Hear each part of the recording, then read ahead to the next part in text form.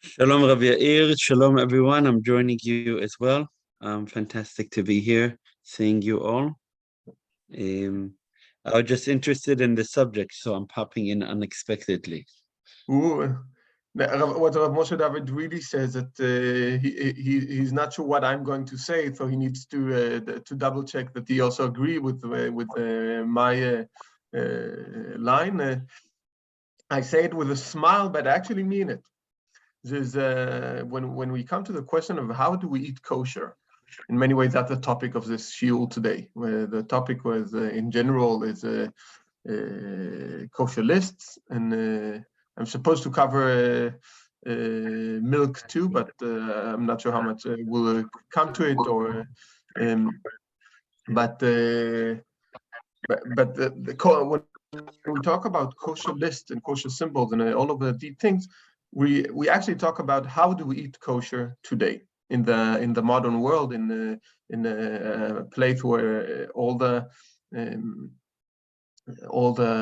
food comes in packages, and how do we deal with it in the world, and how was it dealt, what evolved, what exists, and how do we eat in different countries. I can give you a good example of when we come to these aspects of what is kosher. I just came from the airport in Israel. Now, when we go to Israel, we all know that. So when we come to Israel, we all know that we can basically buy anything that is in the shop. And I can give you two stories that I've experienced. Once we were at the Leila Seder table at some place, and suddenly someone said a joke about the wine that is on the table. And we talk about Israel, right? So everything is kosher, no problem. And someone said a joke about is a wine kitniot or not? Now, wine can't be kitniot. But it was like a joke, and it wasn't very funny actually. But in the situation, it was fine. And then I took I took the bottle and said, "Okay, I'll check it." And I look at the bottle and it says "lo kasher." It says not kosher. And we talk about Leila Seder, right? Leila Seder. It's the day that after preparation of a month, and that everything was checked completely. Suddenly, on the table of Leila Seder, we can have a bottle of wine that was not kosher, and it says also with the word "lo kasher." And the reason that it said that is because it's very rare to find something in Israel that is not kosher. So no one even imagined. If you look on every wine bottle you have or you ever see, you will see it's always kosher for Pesach. All the kosher wine is always made kosher for Pesach. They don't make a separate thing for Pesach and for regular day. So how can that happen? This is a great example of how when everything around us is kosher, we stop checking. Right, so we can come to a weird situation that even in Pesach we can have a non-kosher wine bottle on the table because we stopped checking. We didn't even imagine. It wasn't us; we were guests, so it was very unpleasant for the host that suddenly that happened. But I think it's a good example of how much in Israel we don't think of kosher at all. And why do I mention also the flight from Israel? Because I've seen that in the airport, again, everyone assumes that everything is kosher. But then I look on the shelves and I see many products of Anton Berg. Probably all of you in the Nordics know the brand Anton Berg, the marzipan, and but I see all these Antonberg that has a liquor and different kinds, and Madeira, which is wine. And I was looking, so I was very surprised because specifically this company Tom's the company who makes Anton Berg. I visited their fabric 2-3 weeks ago, and I thought, wow, I was sure this can't be kosher. I looked through the ingredients and tried to help them finding out what can be kosher and what can't be kosher. And suddenly I see all these products in the airport. So I look on the label, and the label has the Hebrew words on it, but it actually doesn't say kosher, because the airport is not doesn't do the same rule that they do in every other shop in Israel, that basically don't bring things that are not kosher. They do that in the airport. So it's this shows how you can actually make mistakes going to Israel and not and assume that everything is kosher, and suddenly find out that you bought something that it wasn't kosher, and so on. But it also shows the big difference between someone living in Israel and someone living abroad. As I explained many times to people, in Israel you don't keep kosher. Not because the food you eat is not kosher, but you don't keep kosher because you don't think about it. Like, because you never think about it. So it's like a halacha that because the whole system is built for that, then you don't. It's out of your system. Because the whole system is like this, then kosher is out of your system. While when we are in the diaspora, we need to think of whatever we buy. So we keep kosher. It's in our system. It's more complicated. So maybe the food that we eat is not it's not as easily kosher as in Israel. But for the other side, it means it is something that we have to check. We have to look for the things that are kosher, and it's not just buying whatever in the shops. So there's I don't know if it's an advantage or a disadvantage, but we can say that kosher is part of our life, and we need to do something to keep kosher. And it's not only an automatically thing that we have. So this is a bit of yes, Moshe David? I would like to add to that. It's not only an advantage; it's a mitzvah that you miss out in most of the kosher world, according to Maimonides. If I understood his wording correctly, Maimonides says that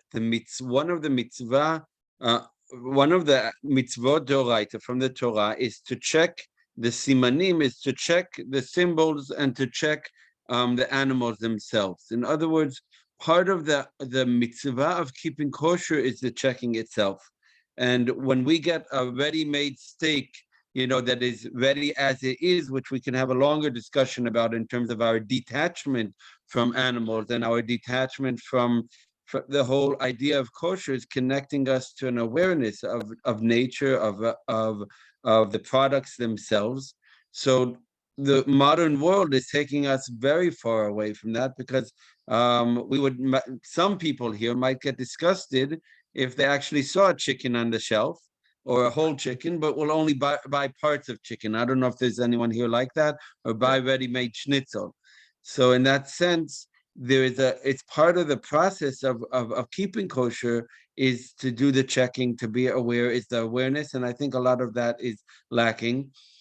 In Scandinavian countries, you have a lot more awareness. Where are things coming from? What country are they produced? But even the brachot that we say over the fruit are supposed to teach us and remind us, this comes from a tree, this comes from this. So I would say it's not only an advantage, it's, in my mind, it's an essential part of keeping kosher, is that awareness that we're really losing touch with, especially in Israel. You just walk in, you grab something, as you said, until we get to the Shemitah, and then everyone is suddenly checking things. But day to day, you just pick something off of the shelf.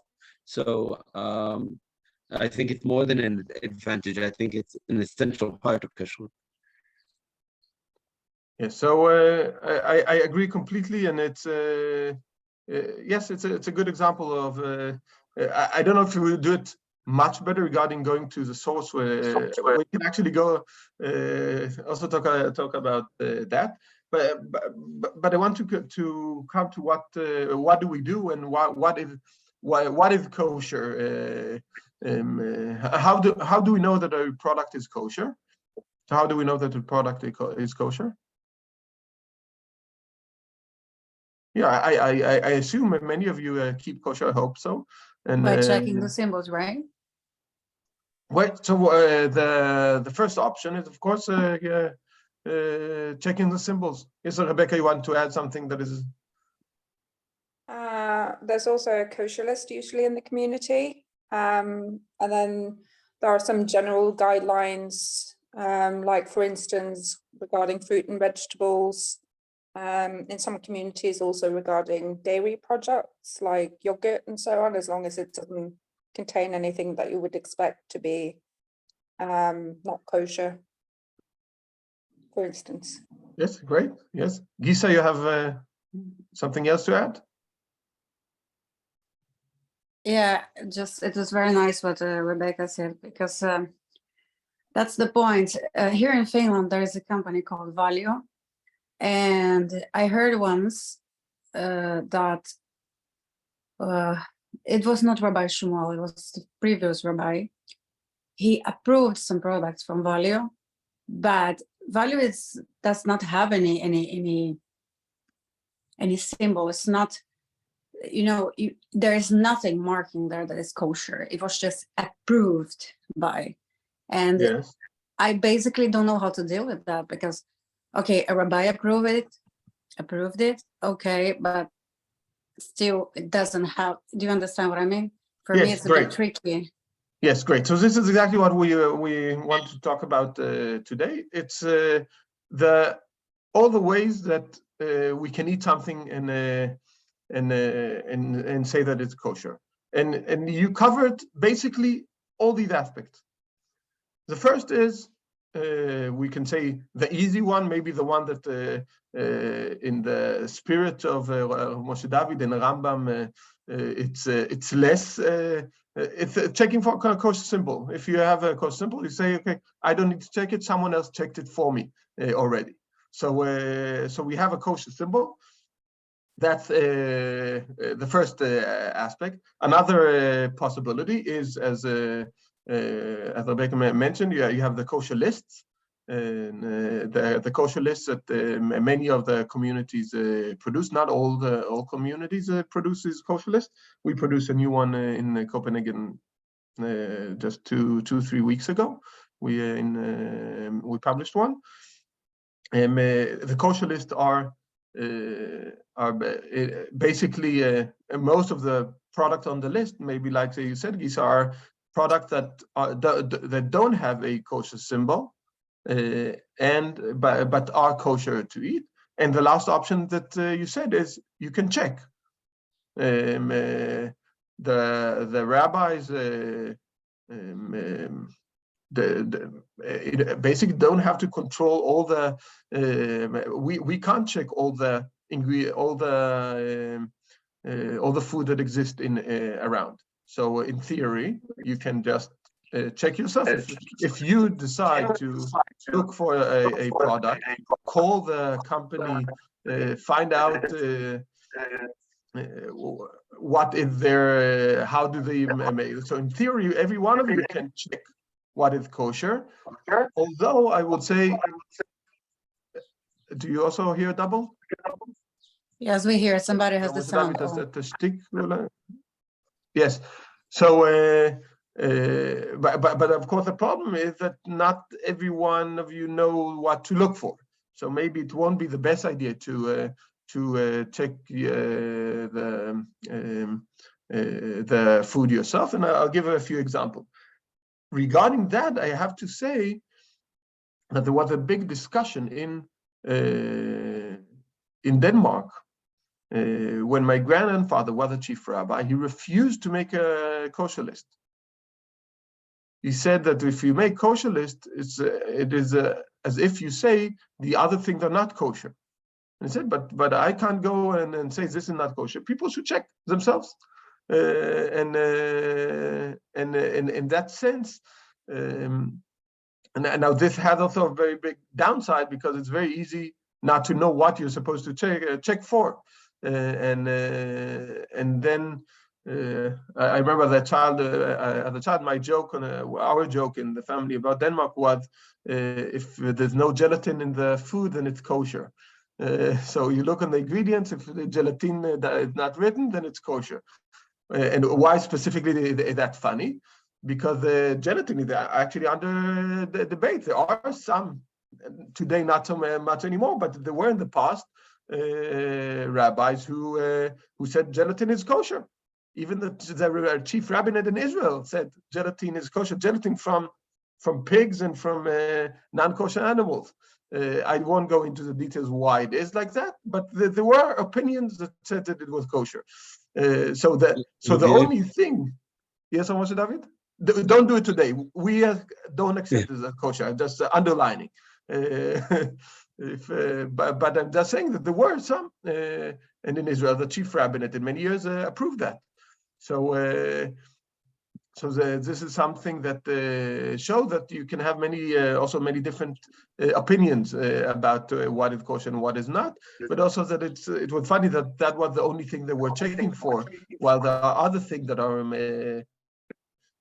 I would say even more problematic that they didn't even look at. And I'll give a few examples. But in general, it is right that you can also check yourself. But the question is, what can you check yourself, and how would you check it? In Finland, in Sweden, in Norway, in Denmark, I can tell you that there's no reason for the companies to put kosher symbols on their products. The amount of people in Denmark who keep kosher, I would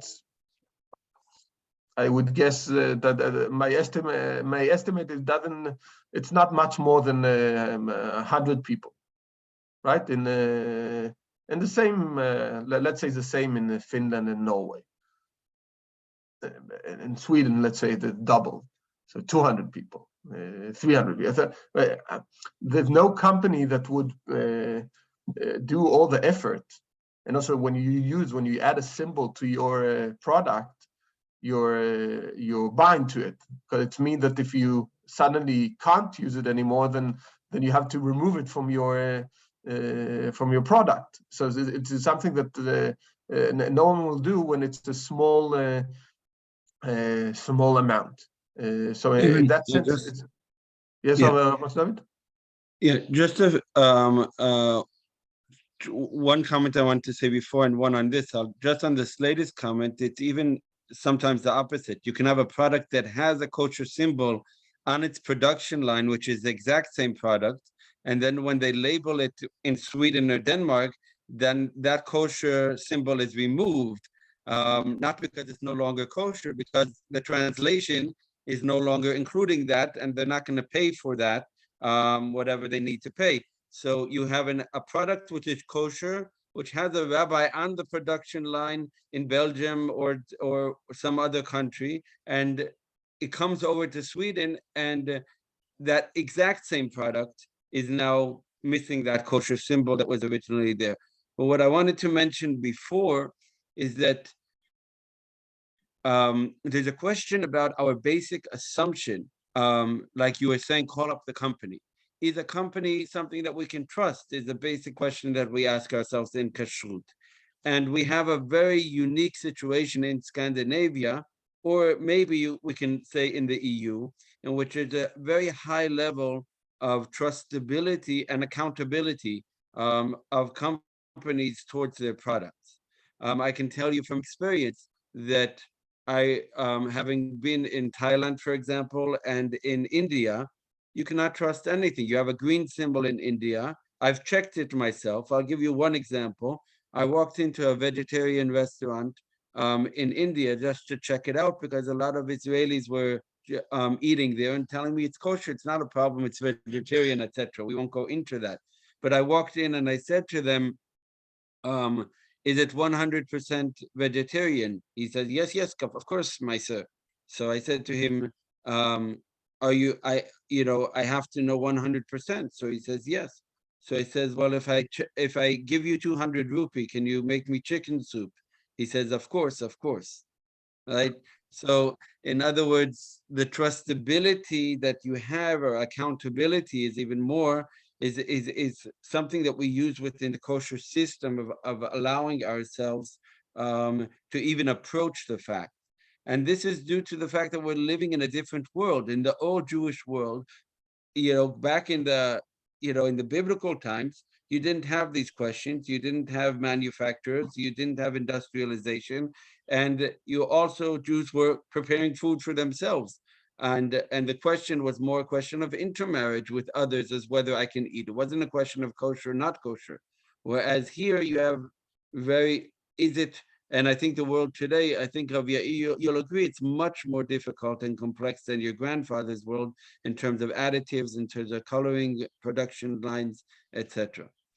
In a way, but in a way it's also opposite, because today, for example, today it's much easier to be a kosher consumer in the EU today than it was in the past, because at least until one big thing, which is not clear will happen with flour. That's the question. But other than that, today, because of awareness to vegetarianism, many of the products that used to be problematic products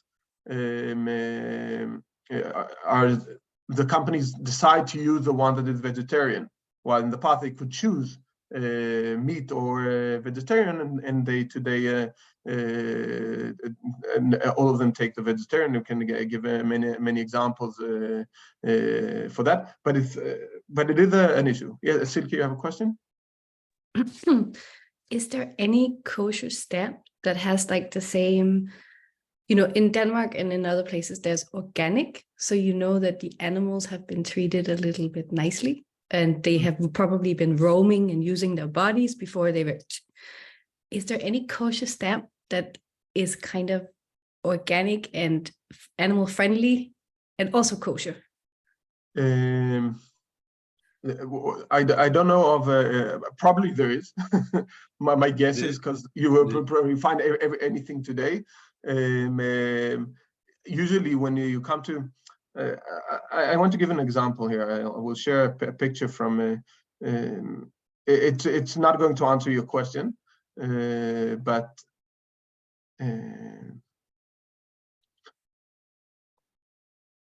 I want to show you this picture. I took it this morning from, can you all see?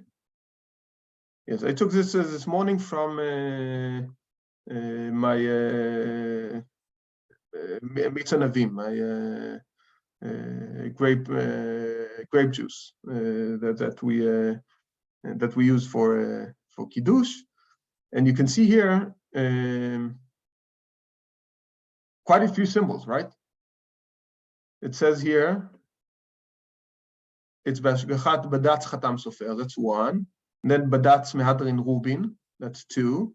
Rabbanut Rashit L'Israel, 3. And OUP, as I said, it's also for Pesach, that's 4. So this bottle has 4 symbols of kosher on it, right? Silke, if you want the organic, in theory, you have, Rav Moshe David maybe already knows of a specific kosher symbol that also looks on for organic, but in general, you can have as many as possible. So if you have organic and kosher symbols together, then you have both of them on the product. Let's say don't try to find in Scandinavia a kosher symbol that also means organic too, because you won't find regular kosher symbols on it. If I was a company, I would have done the same. I wouldn't put a kosher symbol in my productions to Scandinavia, because it's more information that needs to be certified. Because anything I put on a product has to be certified. So you can see here, for example, this company decides to put 4 different companies. Every one of them, they need to pay. They're paying, so to have all these kosher symbols, I know that for example, to get OU, you're supposed to pay something around, I don't know, $11,000-$12,000 a year for the symbol. Chatam Sofer, I don't know the prices of the others, but somewhere. So this company decided not to pay for one, but to pay 4 different organizations to to have their kosher symbol.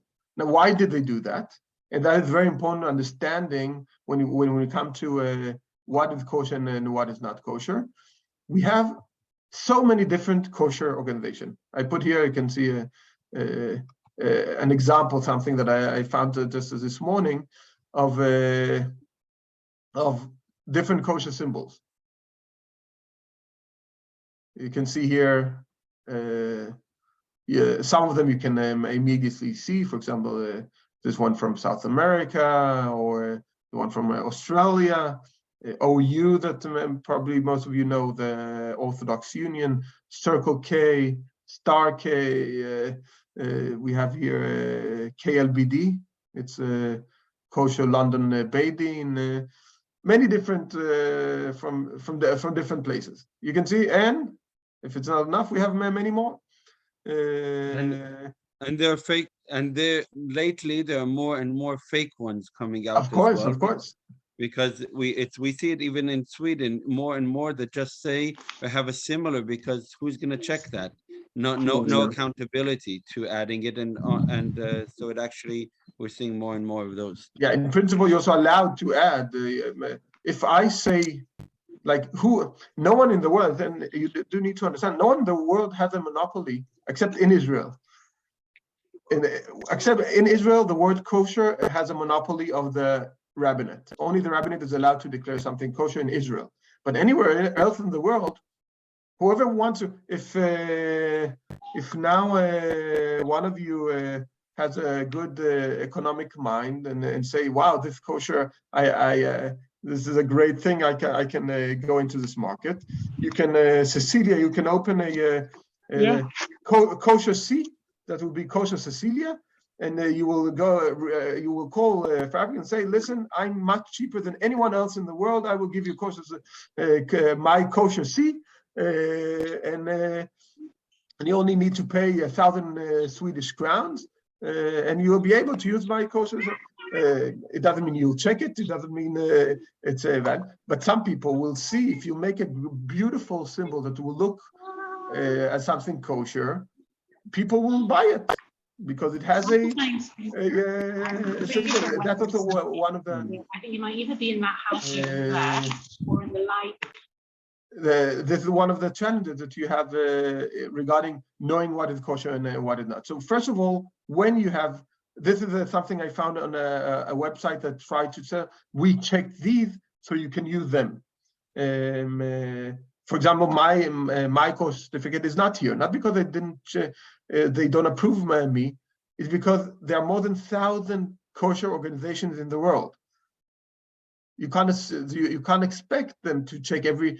Denmark is a small country. There are not many products that use my kosher stamp, so it's not a known one. But it exists. We have a stamp that if a company that I certify in Denmark, if they use it. So there are many different kosher organizations. Now, why do we have so many? From a few reasons. One is because of the division we have within Judaism. We have so many groups, and people follow only their rabbi, either a Hasidic group or an ultra-Orthodox group. And many times they will say, we don't trust any other rabbi, we only follow our rabbi, and our rabbi only agrees to this. And that's why you will have to have both one and another one, because if you want to sell to all Haredi groups in Israel, for example, then sometimes you will see actually most products in Israel has more than one, many times 2, 3, 4 different symbols, because they want to cover everyone, that everyone will be able to eat the product. Of course, it only means that the customers pay more because it adds to the cost of the product. But this is one reason that you have so many kosher organizations, because not everyone trusted. For example, if I have a line about what is allowed and not allowed, it doesn't mean that others will have the same line. So they might be halachic disagreement between the different kosher organizations, and that's why there's also a reason, and a good reason. Someone will say there are many discussions when we come to chicken. to the kosher of chicken. Today they don't check every chicken before it's slaughtered, because the amount of chicken that are slaughtered in such a day in a slaughterhouse is it's like they slaughter how many, I don't know,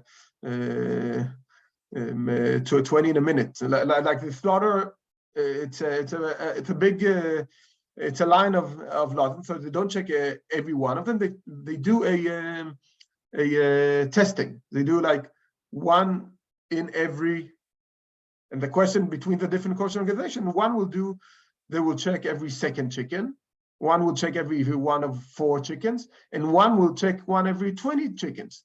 And then if you check one of every 20 chickens, doesn't mean that all the other 20 were kosher or not. That is actually a discussion, and you don't know as a consumer what line your rabbinate has. But of course, if you check every second chicken, then it demands more manpower. It will take much longer, and so on. So it will change the cost. And so these things have actually these are another thing I want you to be concerned about. But that's to explain why is it so complicated. I have 2 fingers up. So Elisa and Victor.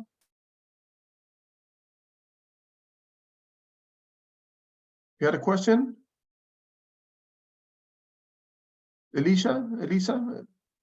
Yeah, I have a question regarding the microbiological products. For example, there are some dairy products that have a microbiological rennet. That is a question. I will touch it later. No, I won't be able to come to it today. But it's a question that's connected to the question of cheese, of eating cheeses. So that's a different topic. So let's leave that aside. Yes, I will try. Hopefully, come back to it. Rebecca. I was actually going to mention the same, because we have a company in Norway called Tina, which is like the biggest supplier of dairy products. And on their website, they actually say that, because their cheese have like vegetarian rennet, basically it's suitable for both kosher and halal, which is interesting because like in the community, obviously we don't recognize hard cheeses as kosher unless somebody has supervised it. So, but I kind of just wanted to know why it's important to supervise. Again, Rebecca, the question of cheese is different than all the other ones, so I'll leave it. I'll leave it for later. I hope I'll come back to it. I hope I will finish with it today. Okay. I'm just looking at the time frame. I suggest that we have a separate shiur because it's very important and so basic in Scandinavia. So I suggest we add milk and dairy products and the whole issue regarding cheeses as a separate shiur. Okay, yeah, it is very important. I agree. If I may answer Silke's question before you go forward, regarding organic or free-grown chickens. In Israel, I'm very glad that it's more and more, there's more and more awareness, even from the rabbis saying that such as a state of slaughtering chickens is unacceptable for kosher reasons and not only for nice reasons. Chickens are not, the hormones that are pumped into them, they're not sustainable. They'll die within a week if you don't do so. And how is such a chicken kosher? In Israel, it's very easy to buy such chickens. I do so. I won't buy any other chickens for my home, for example. I was very glad once to find it in Stockholm. It was a once in a life occasion that I found it. It would be wonderful if that was more, and that was just imported. Could have been a mistake, like happened to be, because when it becomes more normal, then they go into the regular production line. But it's very difficult. I think we have to be happy enough to have kosher chicken as is, but you should know that it's being more and more, you can find it in every supermarket almost in Israel today, which I'm very glad that wasn't the case 5 years ago. So there is more awareness about it and more production, as well as eggs and other things as well. So I want to bring this example also to show a few years ago I saw a list that Moshe David made for eating kosher. And then I called him and I said, I think I disagree with you. In his list, it said that that you can't eat ecologic eggs in Scandinavia because it has lots of red Blood spots. red spots. So and I called him and said, I think you're making a mistake here. My line is the opposite. I think you should buy only ecological eggs because of kosher reasons. I think it's not kosher the way other chicken, what we call boar egg in Danish. I don't know what's called in the other languages, but these eggs that are produced in a bad condition, I think they're not kosher because of the way the animals are treated. So it's not kosher. It's against Jewish law to treat animals that way. So it's not kosher to eat them. And but Rav Moshe David here, he heard from another rabbi that it's a problem with ecological eggs. And he was partly right, because it's right when you talk about brown eggs. But the white eggs actually don't have these red dots. But we as rabbi, we don't know all the details of all the kosher, because there's so many aspects. So many times when I come to make my list, I look on what Rav Moshe David says and use it. I can't be an expert if I only worked on if I needed to be expert on every aspect in food industry. I won't be a rabbi. I will be only a mashgiach kashrut. I will only look on that all the time, and that is not our job. We are rabbi. We are community rabbi. So of course we need to use the knowledge of each other. So we did that, but I called Rav Moshe David and I corrected him and said, listen, this is actually something that the white ones have no problem, only the brown ones. And if I remember correctly, he corrected it in the list. I don't know if you remember it, Rav Moshe David. But yes, I would actually prefer, of course I agree with you, and I would prefer that people check, right? And even the brown eggs would be okay. But why do we write that? Because people no longer check eggs properly. So it's almost giving in to what we were saying before that we don't agree to. We want people to be checking the basics at least. So yes, you should be checking your eggs. But unfortunately, if there's a large percentage of blood spots within the brown eggs, I gave into that. But on the white eggs, I was very glad to hear from you. Yeah. But it will also mean that you throw away too much food. So when we don't want that, so take the one that you don't throw out the eggs. But the shchit is also an important thing. So it's so if you open, I had once that I threw away 10 out of 12 eggs in a package with brown ecological eggs. So so don't buy them. But that just means that they're letting the rooster mess around with all of the hens. You can just separate the rooster, and then you won't have that problem. It's always. Yes. So going back to, so in general, that is the aspect that when we talk about the kosher symbols. I hope you all understood that you're supposed to, if you trust on a kosher symbol, then you're supposed to know which one it is. I would say this list that I showed is a list that is agreed upon everyone. There are more kosher symbols that could be okay, but you should, if it's a symbol of someone you don't know, then check, ask. You can ask me, you can write to your rabbi, you can ask in a group, and we can answer if this is reliable or not reliable. Now, it's quite amazing when we think about it in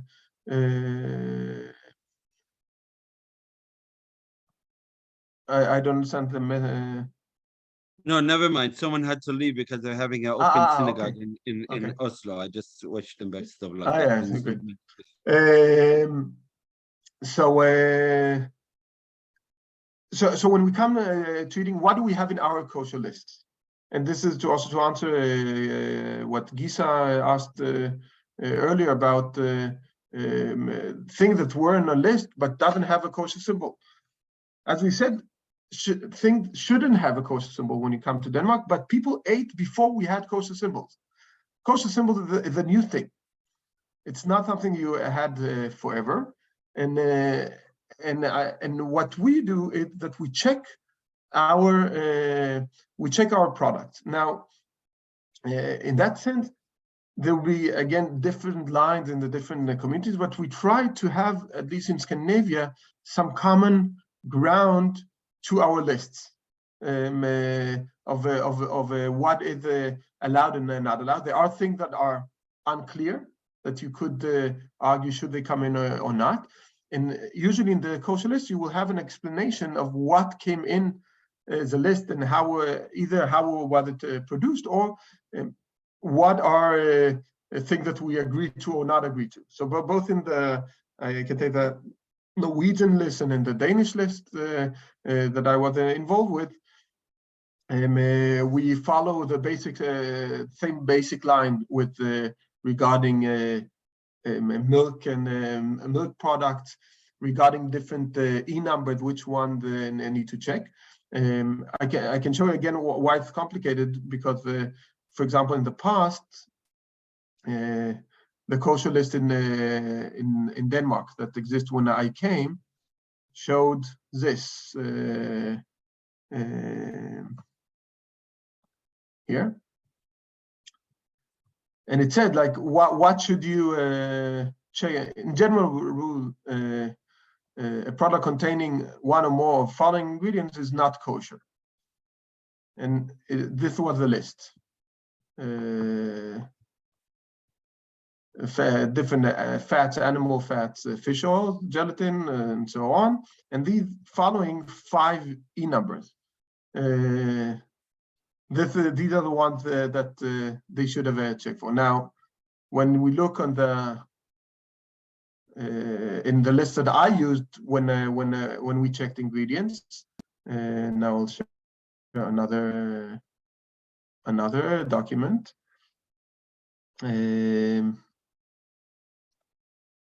The problematic ingredients that we were looking for were these, which are much more than the list that you saw before, right? The list that I showed you just before had 5 e-numbers that were problematic. In mine, there are much more. But there's one that doesn't show here, right? The E120 that was in the old list is not here. And the reason is, I can actually that the former chief rabbi Ben Lexon made the last list. He agreed that it should have been removed. That's a whole different question. Why can it be consumed or not? But you can see that all these ingredients are ingredients that can be kosher and can be not kosher. So when you have one of these e-numbers in the product, it means that the product might be not kosher. So it's complicated. And I can tell you that in our list, every one of these, if they showed up in a product, then we had to work much more to find out what is this product allowed or not. But why do we need a list then? In theory, we can just have this list and tell you, okay, check if these are not, doesn't show, and if you don't have these in the ingredients, then you can eat the product, right? In theory, we could do that. Why is that problematic? Now I'm checking you. How much do you study? Did you learn the last month? Why would it be problematic to let you just use this list? Why can fish oil be not kosher? Fish oil is actually, if it's not specifically produced kosher, it is basically not kosher because it's a mix of different fish, and you don't know which fish are in this. If you have I give a certificate to salmon oil, so specifically that oil is kosher. But when you look at the ingredients on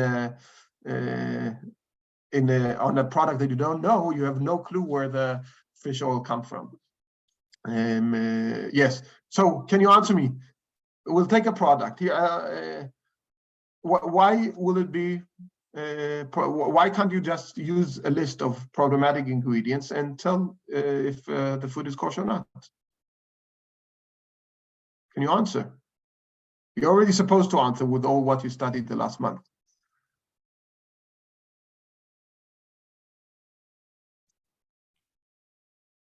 I can see a very brave Mia wanting to try to explain. Yes, Mia. So because an ingredient is problematic, doesn't necessarily mean that it's not kosher. It depends on what it's used for and where it comes from. So an E number is technically just a number that tells you what kind of ingredient it is. It doesn't tell you where it specifically comes from. Okay. So Mia, you would say one thing is that the list that I brought of the E numbers that are problematic can be kosher and can be not kosher.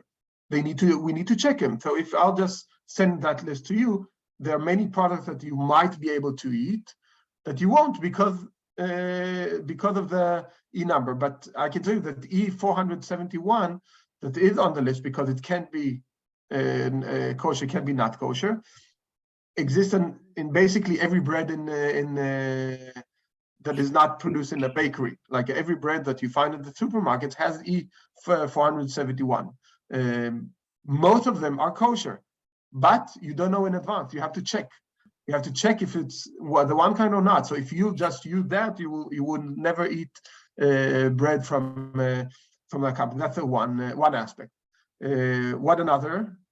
Also, people might, if they have a list of problematic E numbers, they might just check if they're there and not check all the other ingredients in a product and then think, oh, these E numbers are not in it, so it might be kosher. Yeah, but I'm saying that we also have the list of fat, jelly, like thing that can be in words. So in theory, that could be solved in a different way. But there's another reason that you might go to a product that 100% of the ingredients are kosher, all of them, but still the product will be not kosher. Why so? Would it be because it's not handled in the proper way? What do you mean by that? For example, I don't know if I'm right what I'm saying, but like, for example, if you have if all the ingredients are kosher, but you didn't handle in the proper way, for in the factory or in the place where the product is handled, so that would automatically kind of deny all the products. Exactly, as the cooker wrote, when the equipment that is used is not kosher, then it's a problem. I can give you an example that I have here in Denmark. The usual thing is that you have different lines and they don't clean between the lines. They have kosher line, not kosher, and they don't clean between, and then it can be absolutely kosher line, but it's not kosher. Yeah, so exactly, it will depend on what product it is and how it is created. Now, I don't want every one of you to be an expert in kosher, know exactly what should we look and what should we look, and that's why we produce the kosher lists that give you an option to say these products that we checked are kosher. Doesn't mean that all the other ones are not kosher, but we checked these. Now I can give you an example of something that when I came to Denmark, it was served every time that we had a special kiddush in the synagogue. We had what's called false ruler, like the egg rolls, mini egg rolls, and I found that egg roll today here, so I'll show you. I'm sorry, it's in Danish. Here, I'll share.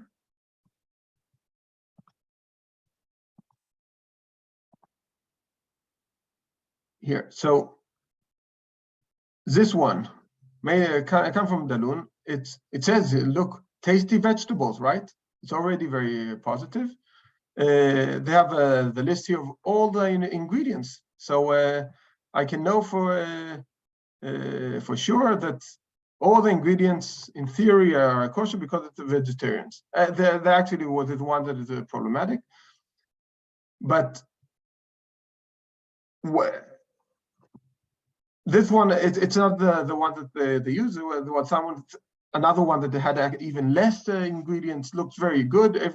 All the ingredients were 100% kosher. And here you can even say, see, look, it says vegetarian, right?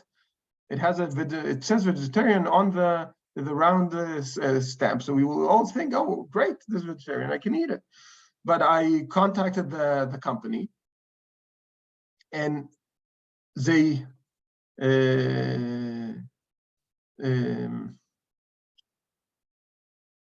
how to say, they fry these spring rolls in oil.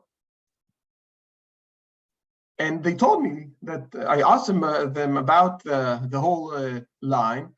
They told me the oil, they use the same oil to produce kosher spring rolls and non-kosher spring rolls. The vegetarian ones go into the same oil that had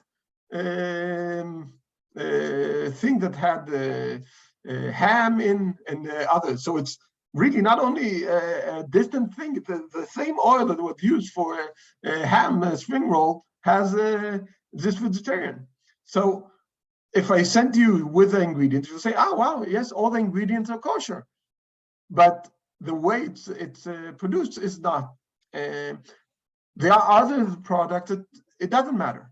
Some of the products, when it's a mixed product, they doesn't go through any heating and such, then it's fine, then it's not an issue. But you're not supposed to know that level of details of every product.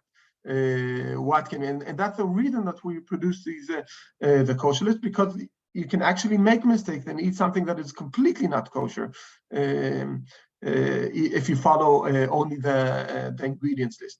And that's why what I would urge you, one is to look after what you have in the list. And we have a Swedish kosher list, we have a Norwegian kosher list, we have a Danish kosher list. I'm quite sure you have a Finnish kosher list. If it's on the list and doesn't have a symbol, it is basically kosher. You can check the ingredients again, because the ingredients might change, and we don't keep track all the time of every product. So it's good to double check also if there's something new, and you can ask the rabbi, how come that this was allowed or not? And I get these questions once in a while, but you should be very, very careful. Yes, Yael? I don't know if you can hear me. Can you hear me? Yes, very vaguely.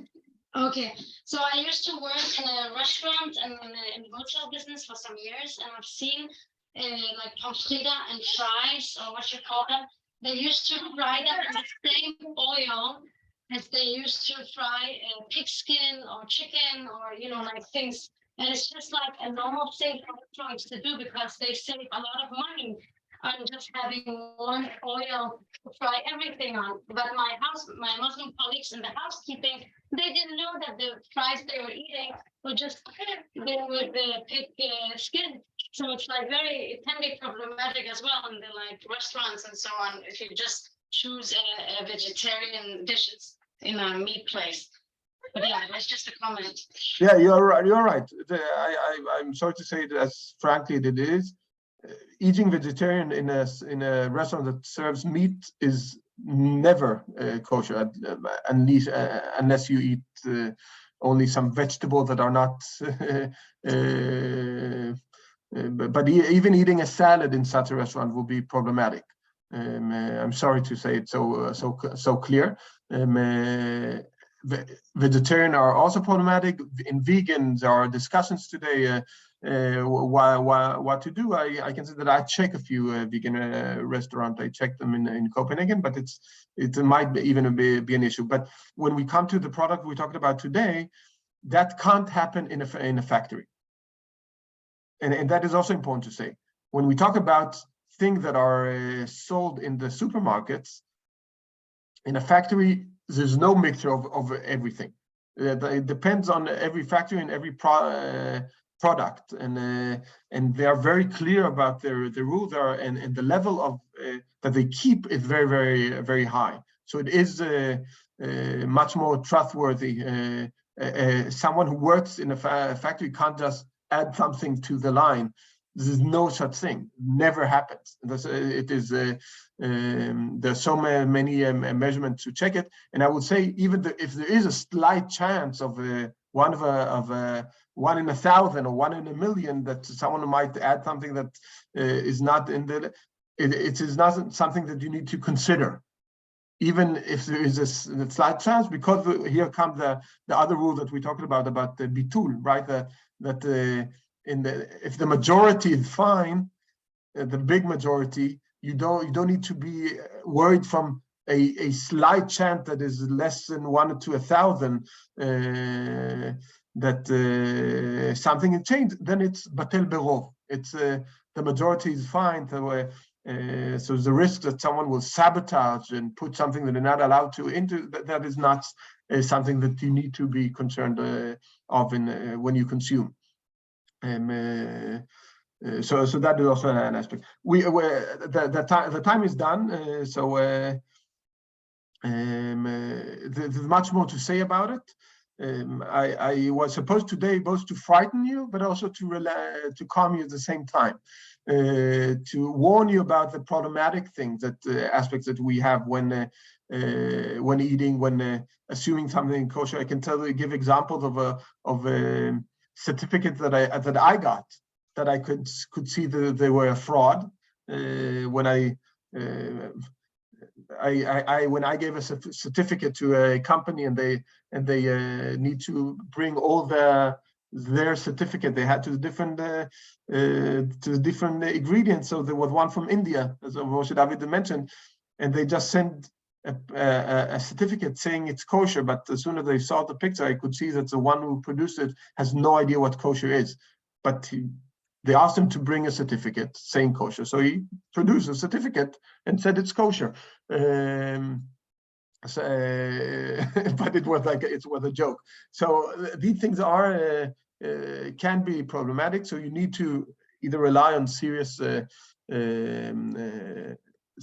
organization that we trust, and definitely OU and Circle K and London Made In, and all the lists that you showed that I showed before. It's fine to use. Check for if you have them. Check the kosher list. If there's a product you really want that doesn't appear on the kosher list and you think that it's kosher, write to your rabbi and send them a picture of the product, a picture of the ingredients that he can check. You can either immediately tell you, no, this is not kosher, or the opposite, if you know the product. And if not, he can check it and add it to the list for the future, to the benefit of you and of others. So it's not sealed. It's not Torah Moshe Sinai what's on the list. It can be changed.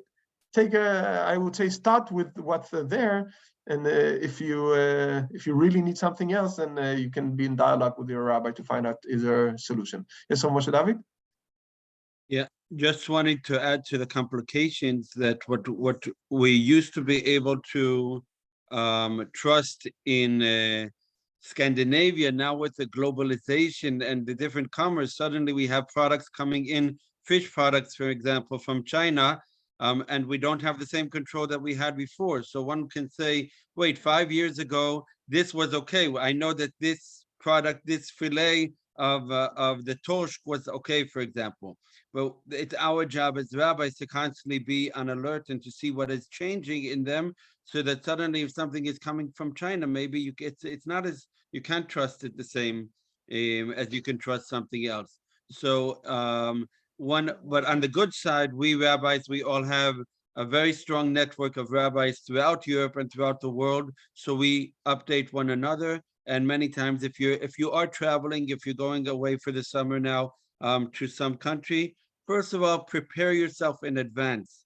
Make sure you download the local kosher list from the community, from the Orthodox community that you can trust. You can ask your rabbi for help with that as well, but prepare yourself. Don't show up there and then say, it's like anything you do. You're preparing your hotel, you're preparing your journey.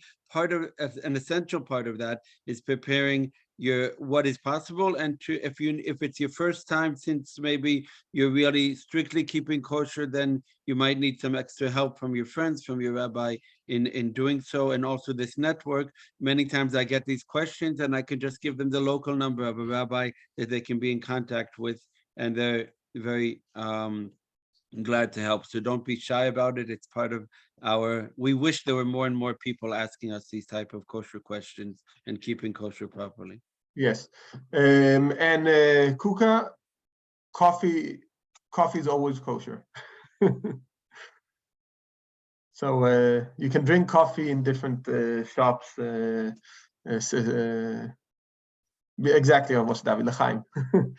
Great. So have a great Sunday, Shavua Tov, and we'll see you.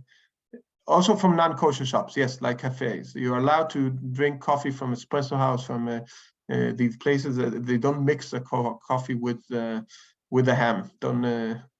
So yes, the coffee is. If you see something that is extreme, don't do that. But yes. Shavua Tov. Shavua Tov. All the best. Thank you. Shavua Tov, Rav Yair, thank you so much. And see you all next week, Bezrat Hashem. Shabbat shalom.